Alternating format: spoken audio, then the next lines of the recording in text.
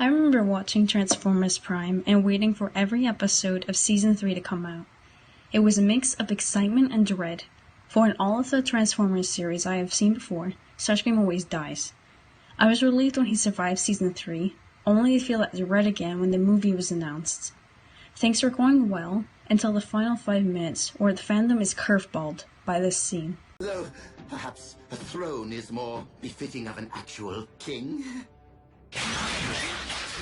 I am not here to seize thrones, Starscream, but to settle scores. No one knew exactly what that meant, what would happen to Starscream. Many of us believed that he died, myself included. Some thought beaten up, but no one was sure that he survived until years later when he returned in the sequel, Vengeance. Still, to this day, we have no idea what the Predacons plan to do with Starscream. Hello, Bumblebee. Nice to see me, isn't it? Starscream? But we thought you were... Yes, I'm sure you did. How did you get rid of the Predacons? So many of us should agree that he should not be killed. But I heard a lot of people saying that Starscream deserves to be hurt for what he has done. In other words, they say that he deserves his fate. I'm here to argue that Starscream does not deserve what he gets. But to do that, I'm going to have to dive deep into the show and explain many of Starscream's actions and what his personality really is like. The main questions we will get to include: who is in the right, Predaking or Starscream? Does Starscream deserve any of his abuse? Is Starscream actually evil? Why is he the way he is? Is he a redeemable character? I want to be on your side. So I want to take the time to explain Predaking and Starscream's relationship. And I'm not here to hate on Predaking, for even though Starscream is my favorite character, Predaking is also an interesting character that I enjoy. I want to be charitable to him and defend Starscream without seeming biased. After all, the reason I liked Starscream in Transformers Prime is because I saw the good qualities in him. I'm not making these things up because I like Starscream. They are the reason I like him in the first place. So let's get started and ask ourselves, why do the Predacons want revenge on Starscream? What did he do to them personally? A lot of times, the people who say that he deserves his fate bring up all the bad things he did to others. But Predaking and the other Predacons do not know about these things. They are motivated by their own personal issues with Starscream. And so when we focus on those things, we find that Starscream has not done so much. He's insulted them and shocked them, but that is about it. He never caused them serious harm, so really he was a bully, yet not a very harmful one. So then, if scores are really to be settled, then one might say he should get a punch or a shock of his own. What the Predacons are doing is really overkill, and so they're definitely the antagonists here. I will soon prove that they are even more of antagonists for not understanding Starscream's position. First off, they are huge. Take a look at how giant Predaking is to Starscream. Starscream is shorter than his shoulders, and he fits in his hand. Starscream is also about the same height as Smokescreen, so we can see how he would compare to Darksteel. And they approach Starscream in Predacon form, except for Predaking, who transformed only to talk. If they do anything to Starscream, who is so small to them, it would cause him serious injuries. And the stress they are causing Starscream is enormous, for there's something they do not realize or care about. Starscream has a huge phobia of Predacons. Out of all the Decepticons, he is the only one who never gets over his fear of them. This is likely because he knows their history well. Predacons are called what they are for a reason. They are predators, who used to eat animals and Starscream's kind in the past. This is precisely why every bot is so shocked and afraid the first time they see Predaking. He isn't just bigger and stronger, they think he might eat them. And that isn't a reality Starscream is used to, but while everyone gets over it and accepts that Predaking is tame and loyal to Shockwave, Starscream is never shaken of his fear. Now there are many instances where we see Starscream acting commanding and confident around the Predacons. However, this is only after he is calmed and remembered that Predaking is not allowed to harm him. That is why he takes the leisure of shocking him, because he knows that as a Decepticon, Predaking would get in trouble for killing or harming him. But to prove that Starscream is afraid inside, all you have to do is look closely at him every scene in which a Predacon suddenly appears. The others are surprised, but Starscream jerks, his eyes widen, and he scrunches up. He absolutely did not want to be put in charge of Predaking, and he tried to talk his way out of it. Then, when alone with him for the first time, Starscream is terrified. When nothing happens to him, Starscream realizes that he is safe. This realization comes and goes. When Predaking turns on him, Starscream's fear is clearly revealed. But then he relaxes when the danger passes. Some people point out that the animators over-dramatized Starscream's reactions in Season 3, and while I do think the eye widening is too much, I do think his overall twitchiness in Season 3 can be explained. We will get there. For now, I am just glad that the animators made Starscream's terror so evident. Look at him here. He is legitimately frightened, and probably sure that Predaking wants to eat him.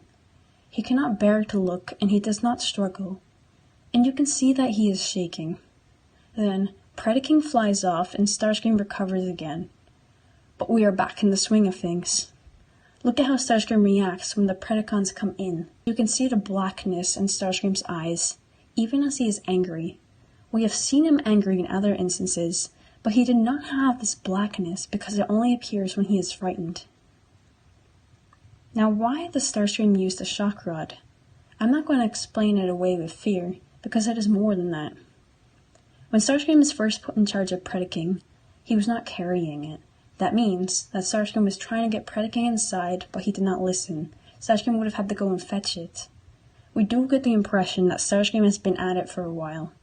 Now, don't get me wrong, I'm not saying Predaking deserves to be shocked. I want to explain that Starscream was desperate to get Predaking inside, only to prove to Megatron that he could handle this, that he isn't useless. This is a huge factor, almost the sole explanation of why Starscream ever does anything wrong to the Predacons. Starscream has no idea that Predaking is more than an animal.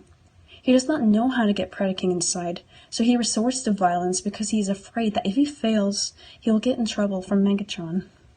The reason for Starscream's twitchiness in Season 3 is because of Shockwave's arrival. It all starts then. Before, Starscream was in bliss for 2 episodes. The Decepticons seemed to have won, and Starscream was getting along with Megatron. He was very content with life because he felt safe in his position. No one challenging him for second in command, no enemies to stand up against him. And then, Megatron was actually so pleased as well that he was rather kind to Starscream. Earth is our planet now, Starscream, and we shall finish what we started. Megatron said, "Our world, not my world." This is a huge development between them. But then, Shockwave arrives and ruins Starscream's life. Now Starscream not only loses his position, but his safety. With Shockwave around, Starscream looks bad. Shockwave is highly intelligent and strong as well as a warrior. He's pulling solutions out of the air and making Starscream look useless. And well, Starscream is afraid of looking useless. You have ceased to be of use to me, Starscream. So you shall simply cease to be. Megatron will kill him if he does not prove to be a key player in the Decepticons. See, Shockwave has it all. Soundwave is Soundwave. Knockout is their only doctor, so what can Starscream offer? This is why he pushes so hard in all the following episodes to prove himself. And in his desperation, he fails constantly. People say that Starscream was written poorly, because he was so badass in Season 1 as a leader, but then he becomes such a failure in Season 3. What everyone is not realizing is Starscream's stress and change of character. Because ever since Megatron let Starscream rejoin them and picked Starscream over Dreadwing, Starscream has actually been loyal to Megatron. I'm okay. I'm okay! Lord Megatron, you have my eternal thanks.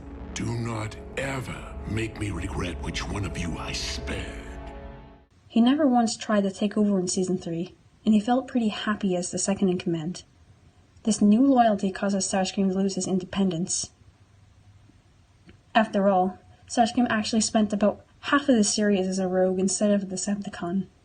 He struggled to get food and fix his injuries. Starscream comes back to Megatron because even if Megatron abuses him, Megatron is security for Starscream. Megatron has an army, a shelter, a medic, and energon, so he will put up with anything else. Then, Shockwave's appearance endangers Starscream. The Predacon really impresses Megatron, so Starscream wants the Predacon gone not because he hates it and fears it, but because he wants Shockwave to fail. Starscream is so desperate to make Shockwave look bad that he insults the Predacon beside Megatron. He wants Megatron to agree that the plan is not perfect, that Shockwave is not perfect. Starscream is not intentionally trying to offend Predaking. Starscream does not know that the Predacon can understand him. This is what Predaking does not realize. This is why he should just forgive all that Starscream said about him. When Starscream insults him here, he is not trying to hurt Predaking. Assuming I can coerce the brainless brute into... Starscream is just venting his frustration in life to an animal. I mean, even I might call my stubborn cat stupid. I love my cat, but I say it because I know she does not understand. If she did understand, I would not say it or think it. That's a person now, and a person can be reasoned with. I did not realize that the beast was capable of transformation. Predaking can be reasoned with, but only Predaking knows that. All Starscream sees is the animal inexplicably refusing to listen to him, while it had no problem listening to others. Starscream does not know that politeness might work, so he does not try it. But in Predaking's defense, it would be shameful for him to simply follow Starscream's orders. He heard Starscream insult his intelligence, so he does not want to give Starscream any satisfaction in obeying him. And besides, he does not want to go inside where it is cramped and far from fresh air. There's no real reason for him to go in anyway. Starscream just wants to prove that he could control Predaking to everyone else, and that he's not useless. So now they're stuck in the cycle of anger, where neither understands each other's situations. So now we get the Skylynx and Darksteel.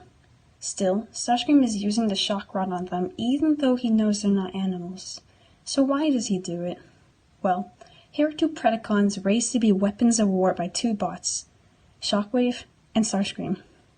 Shockwave is more intelligent and he is larger and stronger. Starscream is the smallest, and from his experience of Predaking, he does not expect the Predacons to obey him or respect him. Also, Shockwave is their creator, so what does Starscream offer Skylynx and Darksteel? Why should they respect him at all? Starscream thinks that he has to look strong to get them to listen to him, and honestly, Skylynx and Darksteel are rather rowdy and violent. Look at what they did to Smokescreen and Ultra Magnus.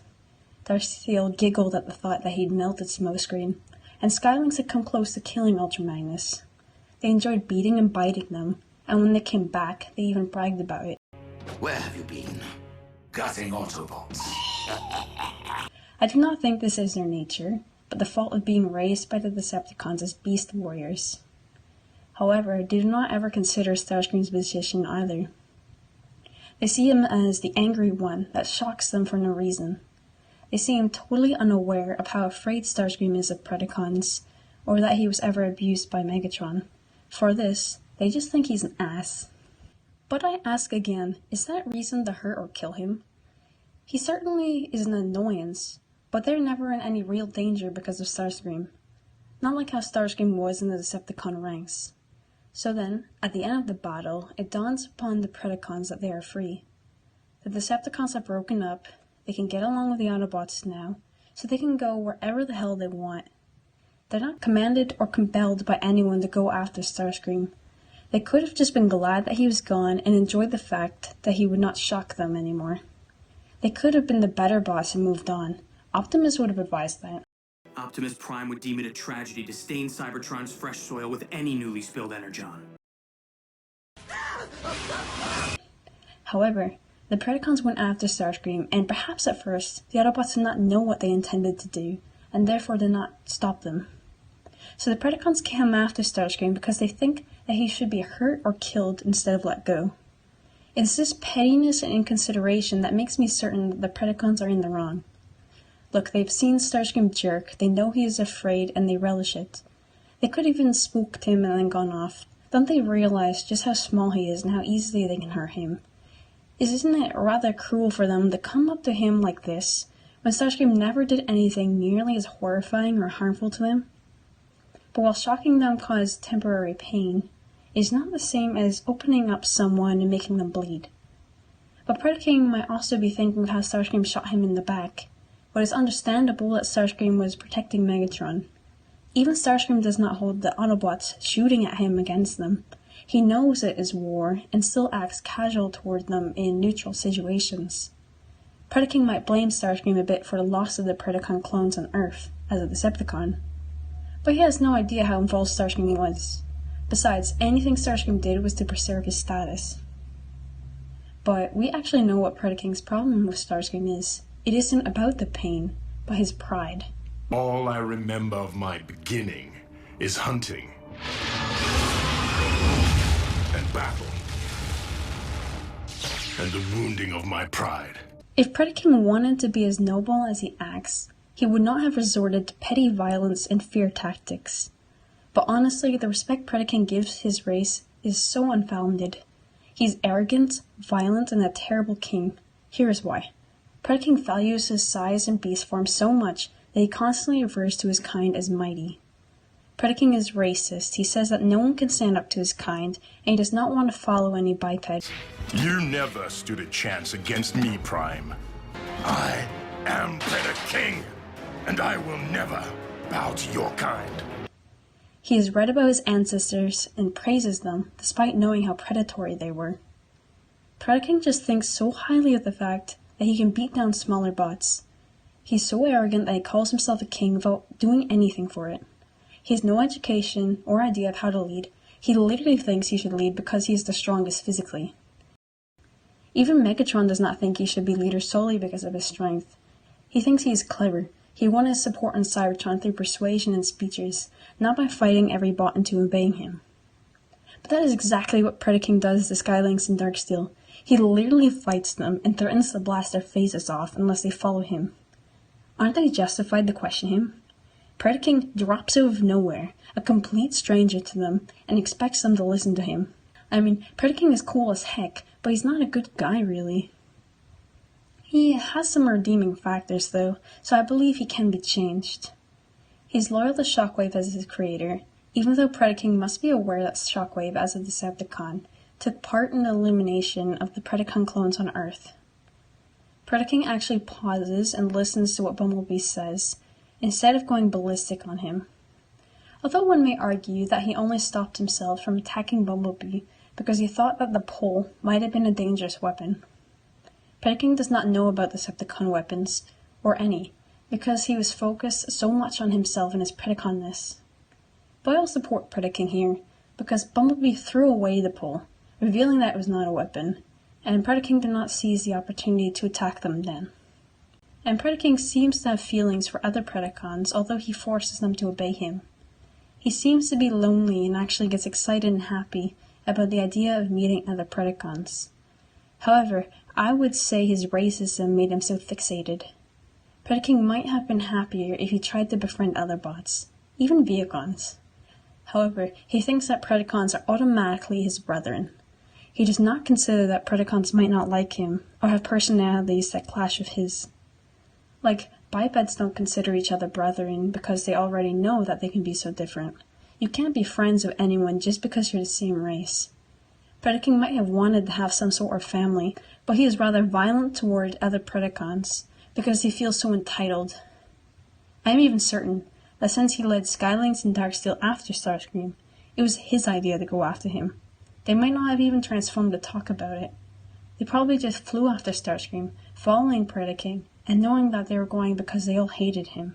Skylynx and Darksteel are also enjoying torturing him because look at how they snap their mouths, hinting at what they want to do. Someone may argue, well, doesn't Starscream take satisfaction in torturing others? Isn't he also ignorant about other people's suffering? I agree, totally. Starscream is a sadist, but the situations are entirely different. Starscream is always doing bad things to protect himself, whether it be literal self-defense or to preserve a status of being a useful Decepticon so that Megatron will not kill him. Since I covered many topics already, it will be easy for me to explain the other points.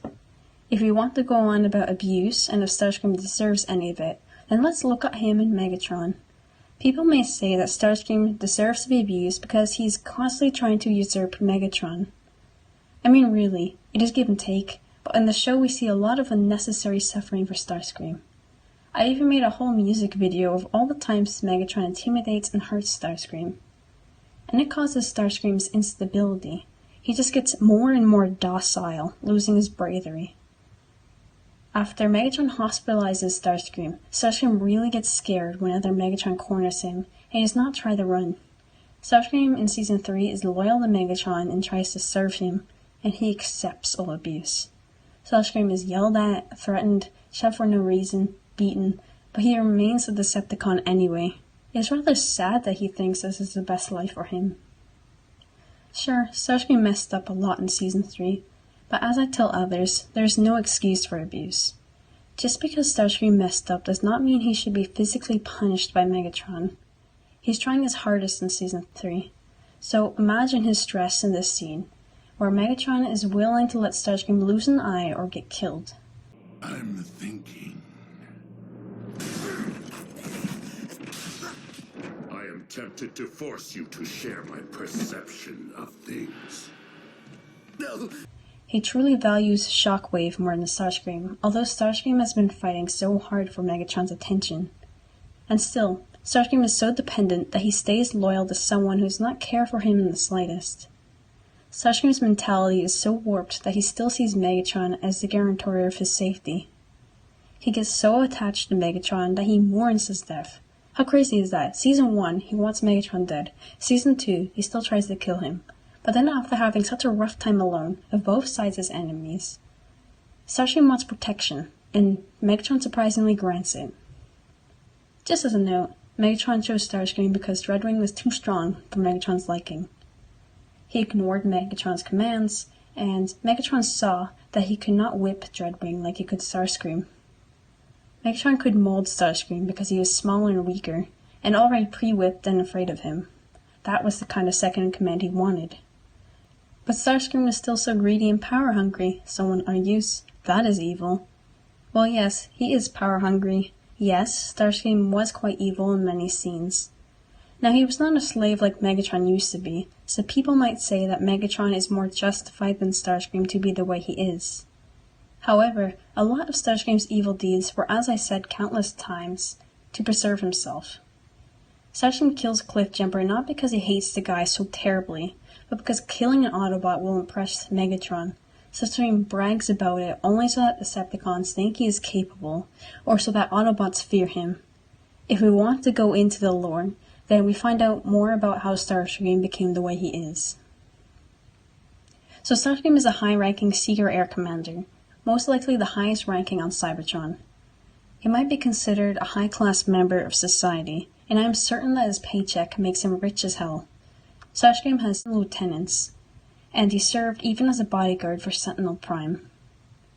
Starscream seems to have owned Voss, because it was said that his greatest support was there. So Starscream had an insane amount of power before the war started, given to him because of his race and talent assumably. Remember, bots created did not choose what they became. Flyers were not slaves, they became seekers unless they showed other talents, probably for arts. Just as another note, it is a misconception that all flyers are seekers. Starscream's race is not seeker. Being a seeker means that one is an elite flyer, the best of the best, in Cybertron's air military. Dreadwing and probably Skyquake are seekers. Take a look at Dreadwing's winged insignia. So Starscream was shoved off into the military from birth, on the basis that he was a flyer. Megatron was not originally a flyer, he was made into one. And Starscream excelled at flying, so he rose into the ranks. Because of his race and his skill, Starscream was given power and riches by others. He felt entitled, for better reason than Predaking. Despite Starscream's cowardly reputation, the first book describes Starscream as a great fighter. There was even a scene where Starscream and Megatron fight one-on-one, but this was before Starscream learned to fear him. Starscream actually put up a great fight with Megatron and did not lose right away. The book describes him as fast and very agile because of his seeker upbringing, moving where Megatron could not expect him to be. If you want proof from just the show, if Starscream can fight, then look at how incredible Starscream is.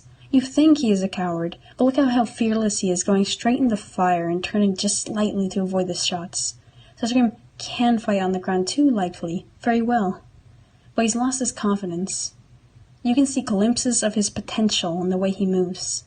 We never see Starscream go full out, unfortunately. When he fights RC, he is barely trying because he does not need to. And that is it. But his skill is the reason that Starscream became Air Commander. So just imagine Starscream's frustration to have lost all the power that he had.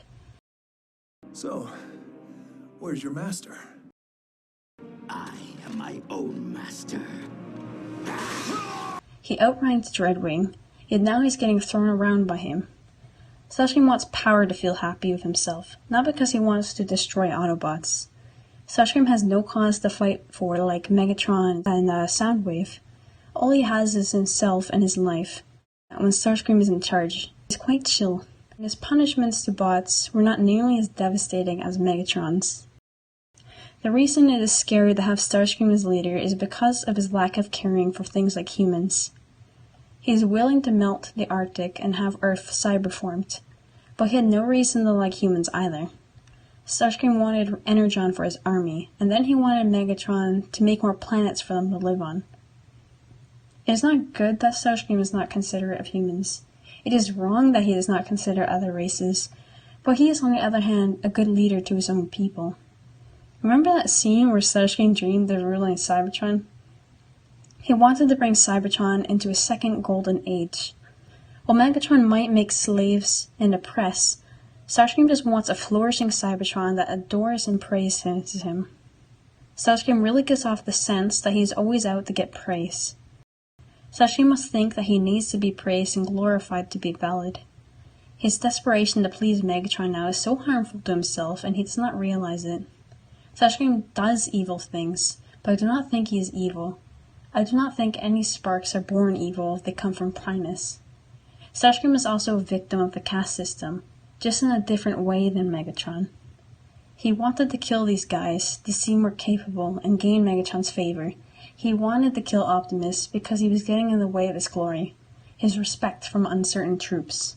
Otherwise, Starscream is shockingly non-aggressive. Non-aggressive? A sadist like Starscream who tortures bots? Yes, really. This is the most important section about why Starscream can be changed. He can learn to care and make friends, if only he is given chances. Starscream could be made good, and because he can, this is why he should not be killed or imprisoned for life. Starscream responds extremely well to kindness. I am shocked that no one else in the show has noticed, but it's so rare that characters are kind to Starscream. However, Starscream's neutral state is actually so casual. Do you notice the times where he encounters the Autobots alone?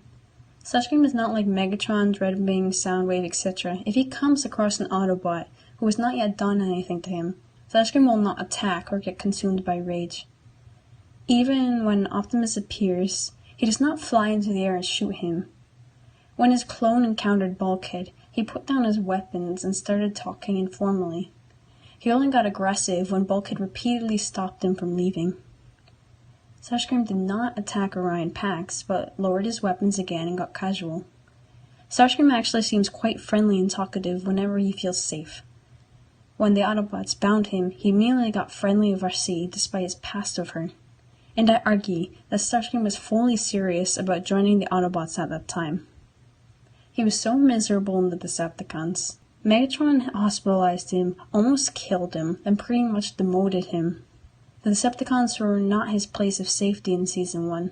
If he's up to his old tricks, I shall grind him into powder. Starscream. Starscream opened up to the Autobots, considering for the first time a healthier place of safety for himself. He does not really hate any of them. If he had not slipped that he'd killed Cliffjumper and gotten Arcee to chase him off, he would have stayed. Even Arcee knows that he would have helped them. I thought settling scores would allow me to move on. Instead, I chased away our hope of winning this war anytime soon. The Autobots could have benefited, because Starscream was willing to give them information and serve them as their only flying bot. Starscream even started getting friendly with mech soldiers. He chatted about whatever he could think of. It is possible that he could have learned to like humans. and he only worked with Mech so that they could help him find Energon. Bulkhead said that Starscream helped Mech steal Bumblebee's T-Cog. However, he did not. He came after that because he was starving and in need of Energon. Starscream's crime against Bumblebee was being an ass, but Bumblebee also burst in and attacked them, so Starscream was pissed that his safe place was being threatened. He probably would have helped Mech steal his T-Cog though, just because Starscream was in need of Energon and allies to survive. He shot his T-Cog and stopped Bumblebee, hoping that he had done enough to keep Mech happy with him. Starscream is a jerk, but he's not evil. Starscream and Knockout were at each other's throats for a long time. In the past, they started conniving together about how they would lead, but then in Season 3 they insulted each other. However, Starscream grew close to him in the zombie episode. They had a moment and Starscream started to gain a friend. It seemed that he started to care about him as he thought back to their times together. However, Knockout despised him since Starscream blamed him in front of Megatron. Someone may say, well, doesn't that mean he does not care? No, Starscream may care a lot about Knockout, but says what he did only because Megatron would never hurt Knockout. Knockout is their only doctor, so Knockout would never get punished like Starscream would. Starscream knew Megatron would hurt him, and look at what happened in the end. As you wish, my liege. And as for you, allow me to explain things in a manner which I know you'll understand. Megatron blamed both, left Knockout untouched, and then went to beat up Starscream. Who can blame Starscream then for saying that this was all Knockout's fault? Starscream probably knew that it was his fault, even though he told Knockout it wasn't, because Starscream wants to believe that he did not fail Megatron yet again. In fact, it was Megatron's fixation on Shockwave that drove Starscream to do the experiment in the first place. Starscream still seemed content near Knockout. They share a little glee in the end, before the movie in which Starscream unintentionally offends Knockout. Starscream tells him to shut up, but I believe it was said out of stress, for, as you know, a demon horde that only Starscream has seen was approaching. Knockout claims that Starscream would have thrown him in an airlock, but really? The Decepticons deserve a strong, alert leader. One who would require a loyal second in command. Starscream even seems to be drawn to Knockout among the Decepticons. They got along much better than Starscream did others. Starscream seems to have willingly chosen to find Knockout and walk with him to vent. He chose to hang out with Knockout for company during his time of stress. It seems Starscream wanted to be friends, but didn't know how to do it. Knockout seriously misjudged Starscream, and you can see the shame and hurt when they toss him in the cell. Knockout stares at him smugly, and Starscream has lost the one Decepticon he liked. Starscream hated Shockwave for so long, but even he responded to Shockwave's kindness. Shockwave shows some surprising care and stops Starscream from avenging Megatron. They flee and work together, and Starscream becomes rather casual with him too. Starscream proposed to Megatron that they save Breakdown. One may say that he wanted to save Breakdown for gain, but just look at how shocked Starscream is when Megatron says that they will not save him. Breakdown is on his own. Master? If Breakdown allowed himself to be captured by those smaller than him, weaker than him, he deserves whatever fate awaits him. But Breakdown is a key player in our... And then, Starscream even takes Megatron's kindness extremely well. Because Megatron saved him, Starscream dedicates himself to him and becomes truly saddened and upset when Megatron dies. He's not acting, because there's no advantage for him to act. Shockwave had to grab him and carry him, and Starscream is reaching out as you can see. He shows sadness through his body language, saying things that he does not have to around Shockwave. Shockwave does not care if he is sad or indifferent as long as they have the same goals. So Starscream is not a total stubborn ass. He has the potential to open up to other bots, but the Autobots don't actually give him reason to like them.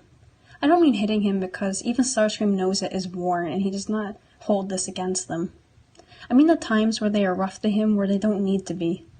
The worst they did to him was refuse to treat his wounds until he proved himself useful. Optimus would have never allowed them to abandon someone injured and helpless. I do not condone the termination of any defenseless life form. They're only supporting Starscream's unhealthy belief that he has to prove himself valuable in order to live. And Bulkhead reveals that they knew how helpless and wounded Starscream was. You weren't there, RC. Starscream was weak, defenseless. But he does not say how they wanted to leave him. We're wasting our time. Wait, that's all I have. Really? You can't just leave me like this. Unless you know where Megatron's hiding his space bridge, you can stay here and rust.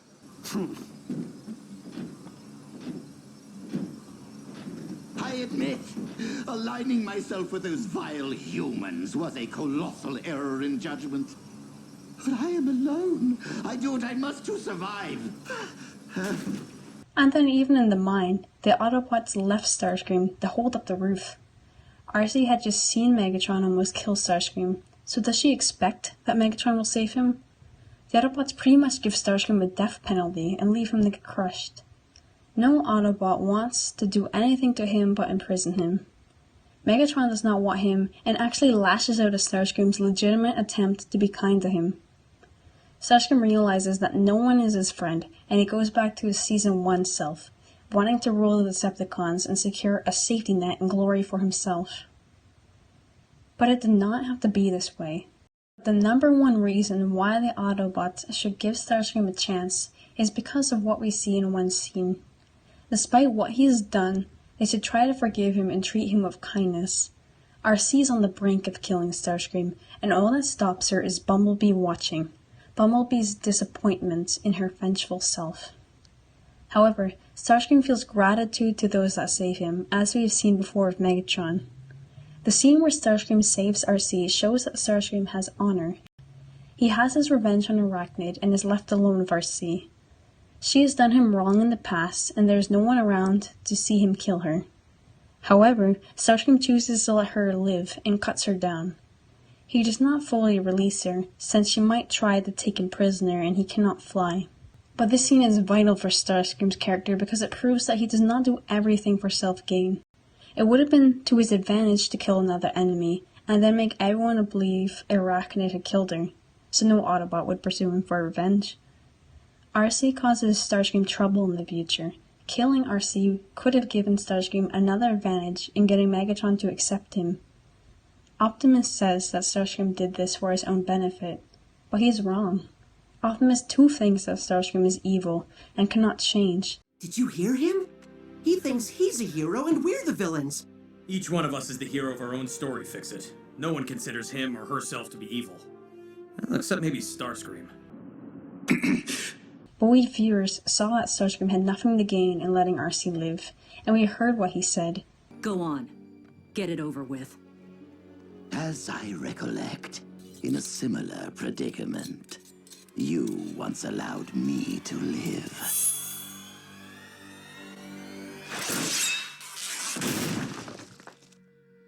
Consider us even. RC, what is your status? He wanted them to be even. If he was evil, he would not care at all about that. Starscream remembers kindness, and then returns it. I see the world through ice covered in ink and bleach. Cross out the ones who heard my cries and watched me weep. I love everything. Fire spreading all around my room.